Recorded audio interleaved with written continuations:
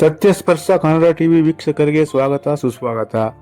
ನಾಡಪ್ರಭು ಕೆಂಪೇಗೌಡರು ಬೆಂಗಳೂರನ್ನು ಕಟ್ಟುವಾಗ ಕೆರೆಕಟ್ಟೆಗಳಿಗೆ ಹೆಚ್ಚಿನ ಆದ್ಯತೆ ನೀಡಿದ್ದರು. ಅದರಂತೆ ನಾವು ಕೂಡ ಕೆರೆಕಟ್ಟೆಗಳನ್ನು ಸಂರಕ್ಷಣೆ ಮಾಡುವ ಜೊತೆಗೆ ನೀರು ಸದ್ಬಳಕೆ ಕಡೆಗೂ ಹೆಚ್ಚಿನ ಆದ್ಯತೆ ನೀಡಬೇಕಾಗಿದೆ ಎಂದು ಮೇಲುಕೋಟೆ ಶಾಸಕ ದರ್ಶನ್ ಪುಟ್ಟಣಯ್ಯ ಹೇಳಿದರು.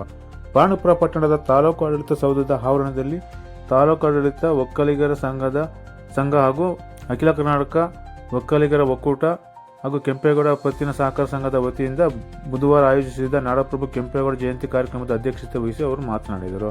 ಕೆರೆಕಟ್ಟೆ ಕಟ್ಟಿಸಿ ಸಂರಕ್ಷಿಸುವ ವಿಚಾರದಲ್ಲಿ ನಾಡಪ್ರಭು ಕೆಂಪೇಗೌಡರಿಗಿದ್ದ ದೂರದೃಷ್ಟಿ ನಮ್ಮೆಲ್ಲರಿಗೂ ಬೇಕಿದೆ. 1927ರಲ್ಲಿ ಬ್ರಿಟಿಷರು ಪ್ರತಿಯೊಂದು ಸಣ್ಣ ನಾಲೆ, ದೊಡ್ಡ ನಾಲೆ ಸೇರಿದಂತೆ ಎಲ್ಲ ನೀರಿನ ಮೂಲಗಳ ಮ್ಯಾಪ್ ಕಾರ್ಯ ಮಾಡಿ ಇಟ್ಟಿದ್ದರು. ಆದರೆ ಅವು ಇದೀಗ ಎಲ್ಲ ನೀರಿನ ಮೂಲಗಳು ಕಣ್ಮರೆಯಾಗಿವೆ. ಮಳೆ ನೀರಿನ ಸಮಸ್ಯೆ ಬಗೆಹರಿಸಿಕೊಳ್ಳಬೇಕಾದರೆ ನೀರಾವರಿ ಮೂಲವನ್ನು ಹುಡುಕಿಕೊಳ್ಳಬೇಕಾಗಿದೆ. ಜಲಮೂಲಗಳನ್ನು ಉಳಿಸುವ ಕೆಲಸ ಕೂಡ ಮಾಡಬೇಕಾಗಿದೆ ಎಂದರು. ಉಪವಿಭಾಗಾಧಿಕಾರಿ KR ಶ್ರೀನಿವಾಸ್ ಮಾತನಾಡಿ, ನಾಡಪ್ರಭು ಕೆಂಪೇಗೌಡರು ನಿರ್ಮಿಸಿರುವ ಬೆಂಗಳೂರು ನಗರವು ದೇಶದಲ್ಲಿ ಅತ್ಯಂತ ಸುರಕ್ಷಿತ ನಗರವಾಗಿದೆ. ಎಲ್ಲ ಜನವರ್ಗಗಳ ಶ್ರಮಿಕರು ಉತ್ಪಾದಿಸುವ ವಸ್ತುಗಳನ್ನು ವ್ಯಾಪಾರ ವಹಿವಾಟು ನಡೆಸಲು ಹಲವಾರು ಪೇಟೆಗಳನ್ನು ಕೆಂಪೇಗೌಡರು ನಿರ್ಮಿಸಿ ಜನರಿಗೆ ಅನುಕೂಲವಾಗುವಂತೆ ಬೆಂಗಳೂರು ನಗರ ನಿರ್ಮಾಣ ಮಾಡಿದ್ದಾರೆ. ಇವರ ಜೊತೆಗೆ ಕುಡಿಯುವ ನೀರು ಮತ್ತು ಕೃಷಿ ಮಾಡಲು ಅನುಕೂಲವಾಗುವ ಉದ್ದೇಶದಿಂದ ಸಾವಿರಾರು ಕೆರೆಗಳನ್ನು ಕೂಡ ಅವರು ನಿರ್ಮಾಣ ಮಾಡಿದ್ದರು. ಕೆಂಪೇಗೌಡರು ನಿರ್ಮಾಣ ಮಾಡಿದ್ದ ಬೆಂಗಳೂರು ಇಂದು ಬೃಹತ್ ನಗರವಾಗಿ ಬೆಳೆದಿದೆ. IT-BT ಕ್ಷೇತ್ರದ ಹಾಟ್ ಸ್ಪಾಟ್ ನಗರವಾಗಿದೆ. ಇಂತಹ ನಾಯಕರನ್ನು ಒಂದು ಜಾತಿಗೆ ಸೀಮಿತಗೊಳಿಸಬಾರದು ಎಂದು ಹೇಳಿದರು.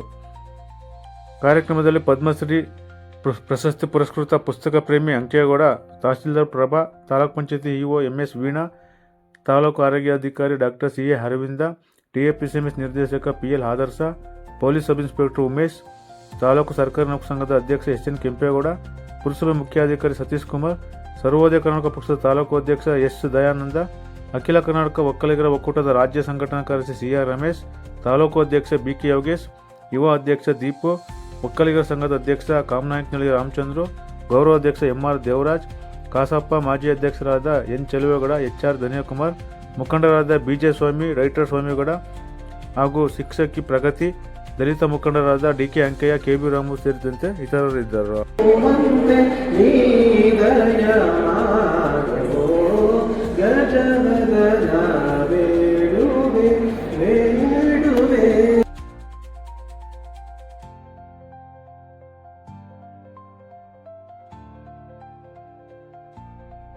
ಎತ್ತುಗಳನ್ನ ಊದ್ಕೊಂಡು ಅಲಸು 4 ಭಾಗಗಳಿಗೆ ಕಳಿಸಿ ಮಾಧ್ಯ ಭಾಗ ಈ ಕಡೆಗೆಲ್ಲ ಗಡಿಯನ್ನು ಗುಡಿಸಿ ಮಾಡ್ತಾರೆ. ಇಡೀ ವಿಶ್ವದಲ್ಲಿ ಅತ್ಯಂತ ಸೇಫೆಸ್ಟ್ ನಗರ. ಯಾವುದೇ ಭೂಕಂಪ ಆಗೋದಿಲ್ಲ, ಜ್ವಾಲಾಮುಖಿಗಳು ಬರೋದಿಲ್ಲ. ನಾವು ಟೊಯೋಟೋ, ಜಪಾನ್ ಒಳ್ಳೆ ದೇಶ ಅಂತೀವಿ, ಯಾವಾಗ ಮನೆ ಕಟ್ಟಿದ್ರೆ ಯಾವಾಗ ಬಿದ್ದೋಗುತ್ತೋ ಗೊತ್ತಿಲ್ಲ ಭೂಕಂಪ ಆಗಿ.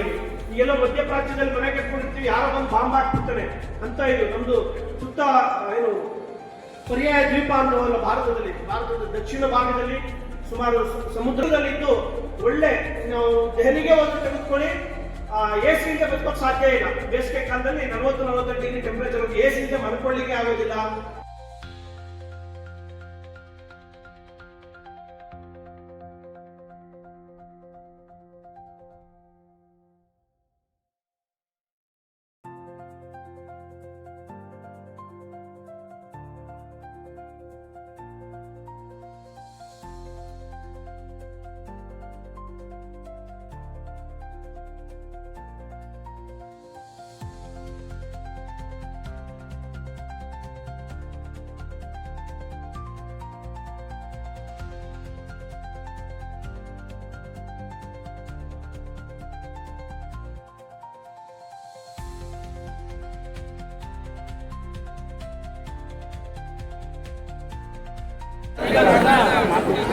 ಗಣೇಶ್ ಮತ್ತು ಚಂದ್ರಶೇಖರ್ ಅವರು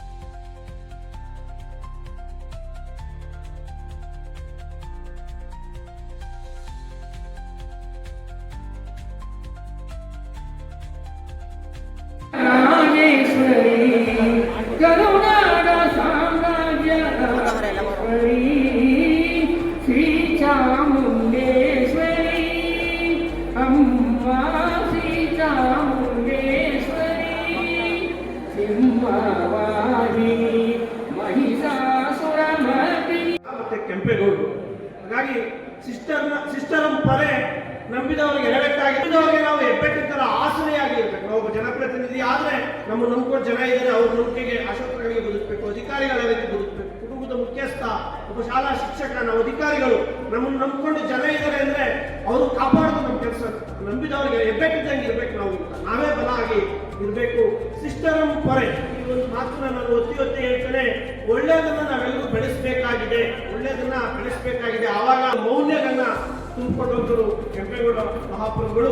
ವಿಶೇಷವಾಗಿ ಕೆಂಪೇಗೌಡರನ್ನ ಇವತ್ತಿನ ಕಾಲಘಟ್ಟದಲ್ಲಿ ಸ್ಮರಿಸಬೇಕಾಗಿದ್ದು ಬೆಂಗಳೂರಿನೆಲ್ಲ ನಾವ್ಯಾರು ಬರಲಿಕ್ಕೆ ಸಾಧ್ಯ ಇಲ್ಲ. ಬಹುಶಃ ಸೂರ್ಯಚಂದ್ರರು ಇರೋವರೆಗೂ ಕೂಡ ಕೆಂಪೇಗೌಡರು ಸಿಗ್ತದೆ. ಬೆಂಗಳೂರಿಗೆ ಅವ್ರ ಕೊಡುಗೆ ಏನಿರುವುದು ಯಾವತ್ತು ಜನರ ಬಾಯಿ ಮಾತಲ್ಲಿ ಇರ್ತದೆ. ಅಂದ್ರೆ ಮನುಷ್ಯ ಬದುಕಿರಾತ್ರ ಒಂದು ಸಾರ್ಥಕ ಬದುಕನ್ನು ಬದುಕಬೇಕು. ನಾನು ಆಗ್ಲೇ ಹೇಳಿದೆ, ಕೆಂಪೇಗೌಡ ಯಾವ ಸಮುದಾಯಕ್ಕಾದ್ರೂ ಸೇರಿರಲಿ, ಇಡೀ ಸಮಾಜ, ಎಲ್ಲ ಮಹಾನ್ ನಾಯಕರು ಇಡೀ ಸಮುದಾಯ ಸಮಾಜ ಪ್ರೀತಿಸೋ ಕೆಲಸವನ್ನ ಮಾಡಬೇಕು. ಮಹಾನ್ ನಾಯಕರು ಅನ್ಸ್ಕೊಳ್ಳೋರು ಯಾವತ್ತೂ ಒಂದು ಜಾತಿಗೆ ಒಂದು ಸಮುದಾಯಕ್ಕೆ ಸಹಾಯ ಮಾಡೋರಲ್ಲ, ಇಡೀ ಸಮಾಜವನ್ನು ಜೊತೆ ಕರ್ಕೊಂಡು ಹೋಗೋ ಕೆಲಸವನ್ನ ಮಾಡ್ತಾರೆ. ಅದೇ ರೀತಿ ಕೆಂಪೇಗೌಡರು. ಇವತ್ತು ನಾವೆಲ್ಲ ಮಂಡ್ಯ ಜಿಲ್ಲೆಯ ರೈತ ಜನ, ಇಡೀ ಭಾರತ ದೇಶ ನಾವು ರೈತಾಪಿ ದೇಶ ಅಂತ ಹೇಳ್ತೀವಿ. ರೈತ ಜನ ಬೆಳೆ ಬೆಳಿತಾರೆ, ಕಬ್ಬು ಬೆಳಿತಾನೆ. ಕಬ್ಬನ್ನು ತಗೊಂಡೋಗಿ ಮಾರ್ಕೆಟ್ ಮಾರಕ್ಕಾಗಲ್ಲ. ನಾವು ಅದಕ್ಕೊಂದು ಆಲಮನೆ ಇರಬೇಕು, ಬೆಲ್ಲ ಆಗ್ಬೇಕು, ಇಲ್ಲ ಸಕ್ಕರೆ ಆಗ್ಬೇಕು, ಕೊಂಡ್ಕೊಳ್ಳಿಕ್ಕೊಂದು ಮಾರುಕಟ್ಟೆ ಬೇಕು. ಒಳ್ಳೆ ತರಕಾರಿ ಬೆಳಿತೀವಿ ನಾವು, ಅದಕ್ಕೊಂದು ಮಾರುಕಟ್ಟೆ ಬೇಕು. ಕುಂಬಾರ ಒಳ್ಳೆ ಮಡಕೆ ಮಾಡ್ತಾನೆ ಅಂದ್ರೆ ಮಾರುಕಟ್ಟೆ ಇಲ್ಲ ಅವ್ರಿಗೆ. ಇವತ್ತಿನ ತರ ಇರಲಿಲ್ಲ, ಬೇರೆ ವೃತ್ತಿಗಳು ಒಂದಕ್ಕೊಂದು ಅವಲಂಬಿಸ್ಕೊಳ್ತು.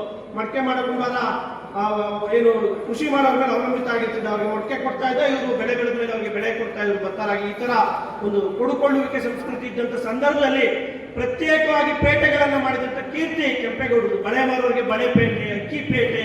ಇವತ್ತು ಬಹುಶಃ ಬೆಂಗಳೂರಿನವರೆಗೂ ಆ ಹೆಸರುಗಳು ಇರ್ತದೆ, ಸುಲ್ತಾನ್ ಪೇಟೆ.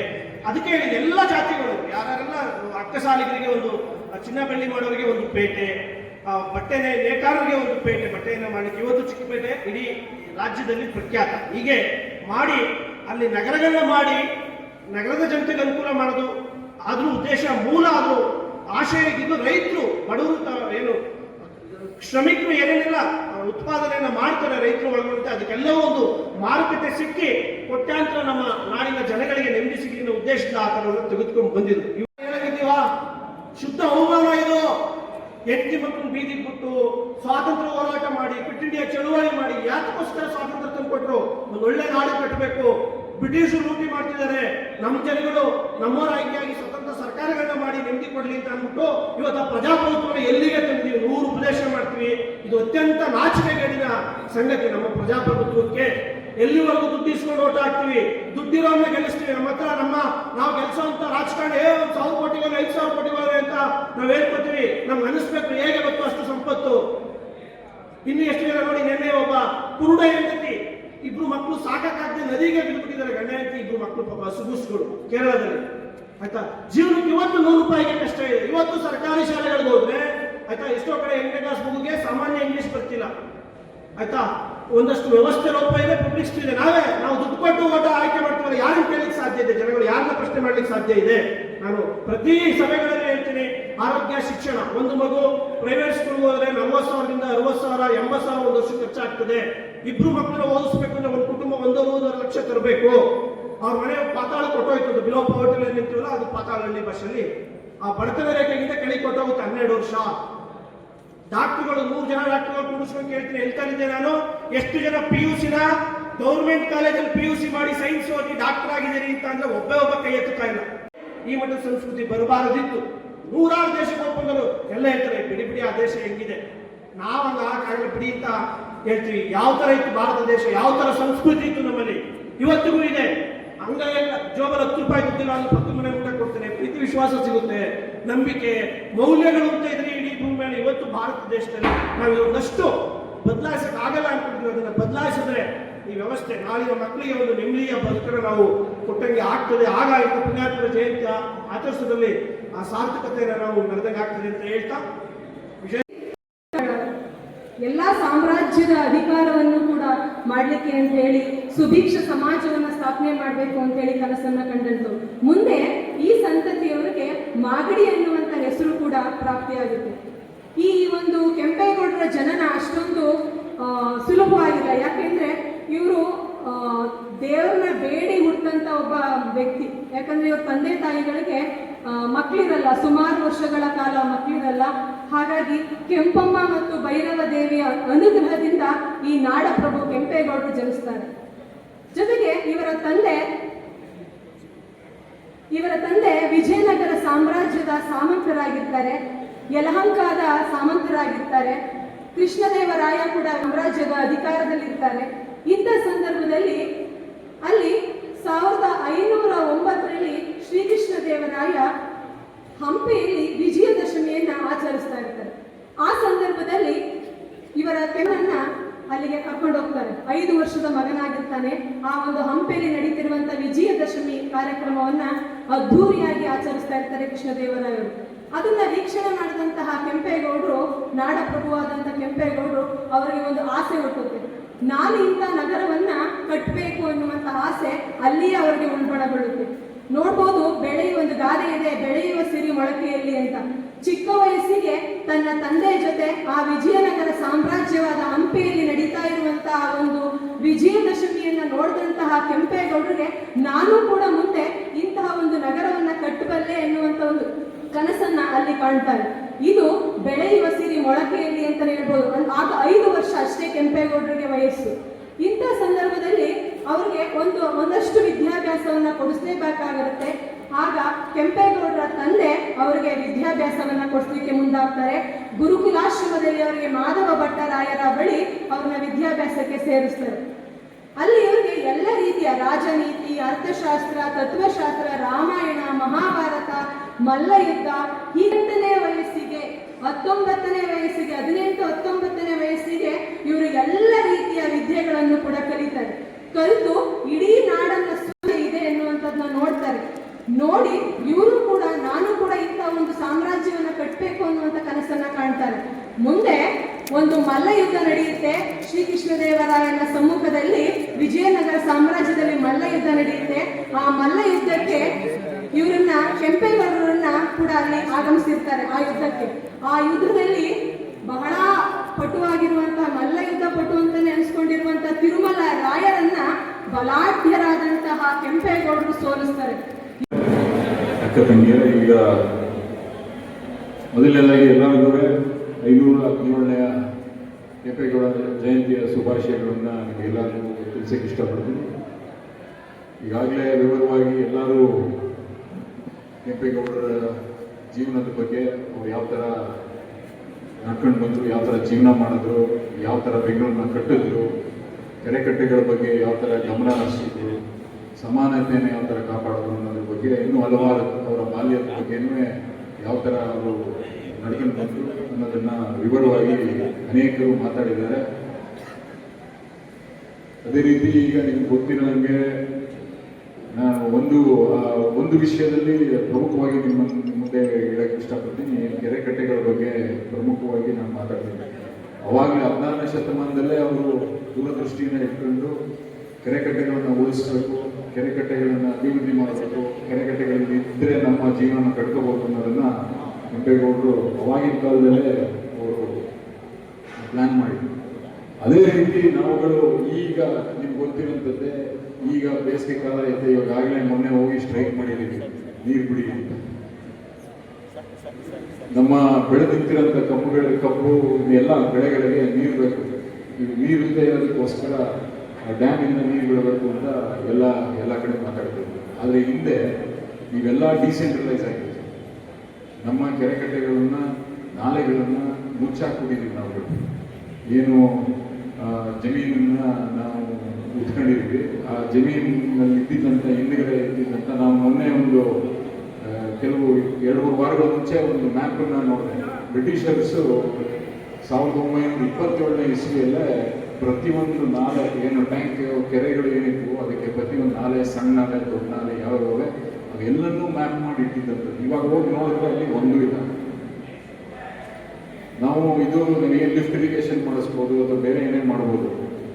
ಆದರೆ ನಾವು ಅದು ತಾತ್ಕಾಲಿಕವಾದ ಪರಿಹಾರ, ಪರ್ಮನೆಂಟ್ ಪರಿಹಾರ ನಮಗೆ ಬೇಕು ಅಂತ ಹೇಳಿದ್ರೆ ನಮ್ಮ ಹಿಂದೆ ಏನಿತ್ತು ವಾಟರ್ ಸಿಸ್ಟಮ್ಗಳು ಏನಿದ್ವು ಅದನ್ನು ರೆಸ್ಟೋರ್ ಮಾಡಿದ್ರೆ ಮಾತ್ರ ನಾವು ಇದನ್ನು ಪರ್ಮನೆಂಟ್ ಅಂತಿಗೆ ಒಂದು ಸೊಲ್ಯೂಷನ್ ಕಂಡುಹಿಡ್ಕೊಳ್ಳೋಕ್ಕೆ ಸಾಧ್ಯ. ಅದನ್ನು ಕೆಂಪೇಗೌಡರು 16ನೇ ಶತಮಾನದಲ್ಲೇ ನಮ್ಗೆ ಹೇಳ್ಕೊಟ್ಟಿದ್ದಾರೆ. ಅದೇ ರೀತಿ ತಾವುಗಳೆಲ್ಲ ನಾನು ಕೇಳ್ಕೊಳ್ಳೋದು ಏನಂದರೆ, ಈಗ ನೀರಿನ ಸಮಸ್ಯೆಗಳು ದಿನೇ ದಿನೇ ಜಾಸ್ತಿ ಆಗಿದೆ ಇನ್ನೂ ಜಾಸ್ತಿ ಆಗೇ ಆಗುತ್ತೆ. ಅದನ್ನು ನಾವು ತಲೆಗಿಟ್ಕೊಂಡು ಯಾವ ಥರ ನಾವು ನಮ್ಮ ಕೆರೆಕಟ್ಟೆಗಳನ್ನ ಉಳಿಸ್ಕೊಳ್ಬೇಕು ಆ ನಿಟ್ಟಿನಲ್ಲಿ ನಾವೆಲ್ಲ ಒಗ್ಗಟ್ಟಾಗಿ ಕೆಲಸ ಮಾಡಬೇಕು. ಬರೀ ಜಯಂತಿ ದಿನ ಮಾತ್ರ ನಾವು ಏನು ಅವ್ರು ಮಾಡಿದಂಥ ಕೆಲಸಗಳನ್ನ ನಾವು ಅದನ್ನು ಮುಂದುವರಿಸ್ಕೊಂಡು ಹೋಗುವ ನಿಟ್ಟಿನಲ್ಲಿ ಕೆಲಸ ಮಾಡಿದ್ರೆ ಮಾತ್ರ ಅವರಿಗೆ ನಿಜವಾಗ್ಲೂ ಗೌರವವನ್ನು ಸಲ್ಲಿಸ್ದಂಗೆ ಆಯ್ತದೆ ಅಂತ ನನಗಾದ ಭಾವನೆ.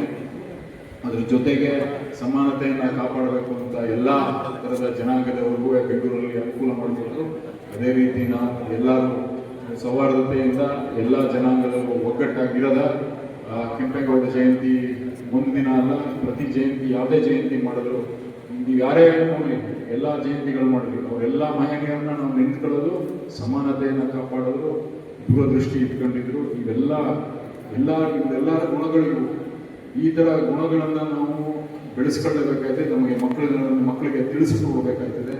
ತಿಳಿಸ್ಕೊಟ್ಟು ನಮ್ಮ ಜೀವನ ಹಳ್ಳಿಯಲ್ಲಿದ್ದಂಥ ಜೀವನ ಕಟ್ಕೊಳ್ಳೋಕ್ಕೆ ನಾವು ಎಲ್ಲ ಥರ ಪ್ರಯತ್ನಗಳನ್ನು ನಾವೆಲ್ಲ ಒಗ್ಗಟ್ಟಾಗಿ ಮಾಡೋದ ಅಂತ ನಿಮ್ಮಲ್ಲಿ ಕಳಕಳಿಯ ಮನವಿ ಮಾಡ್ಕೊತಾ ನೀವೆಲ್ಲರೂ ಕೆಂಪೇಗೌಡ ಜಯಂತಿಯ ಶುಭಾಶಯಗಳನ್ನು ತಿಳಿಸಿ ನನ್ನ ಮಾತು ಮುಗಿಸ್ತೀನಿ.